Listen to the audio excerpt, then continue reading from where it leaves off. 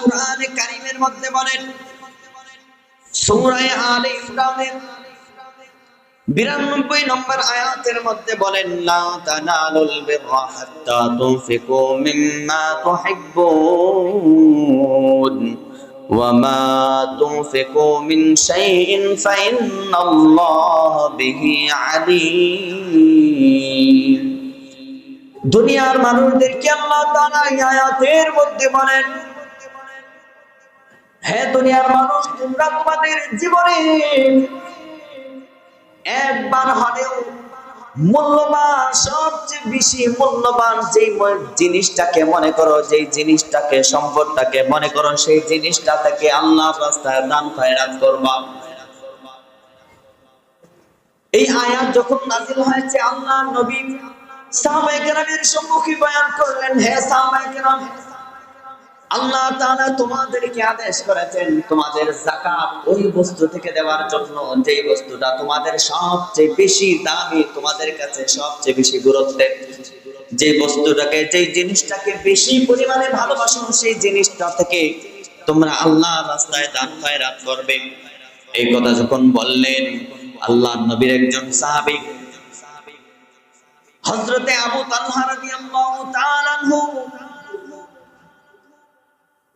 তিনি মদিনার মধ্যে সবচেয়ে বেশি খেজুর বাগান, যে সমস্ত সাহাবায়ে কেরামদের মধ্যে, যে সমস্ত সাহাবায়ে কেরামদের বেশি খেজুরের বাগান ছিল, আবু তালহা রাদিয়াল্লাহু তাআলা তাদের মধ্য থেকে একজন।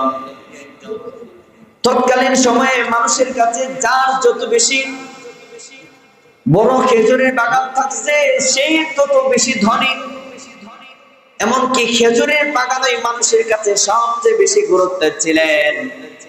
মুসলমান ভাইয়ের আমার, আবু তালহা রাদিয়াল্লাহু তাআলা যখন এই আয়াত শুনলেন, আল্লাহ তাআলা বলেছেন, হে মুসলমান, তোমরা তোমাদের প্রিয় বস্তু থেকে আল্লাহর রাস্তায় ব্যয় করো। আবু তালহা রাদিয়াল্লাহু তাআলা আল্লাহর রাসূলের কাছে সে বলতে লাগলেন, হে আল্লাহর রাসূল, আমি আমার সবচেয়ে প্রিয় বাগান, যে বাগানের মধ্যে সবচেয়ে দামি দামি, পৃথিবীর দামি দামি খেজুরগুলা ধরে, খেজুরের গাছগুলা লাগিয়েছি, সেই বাগানটা মসজিদে নববীর পাশে ছিল। আল্লাহর রাসূলের কাছে সে বলতে লাগলেন, হে আল্লাহর রাসূল, এই বাগানটাকে আমি আল্লাহর রাস্তায় ওয়াকফ করে দিলাম। সুবহানাল্লাহ।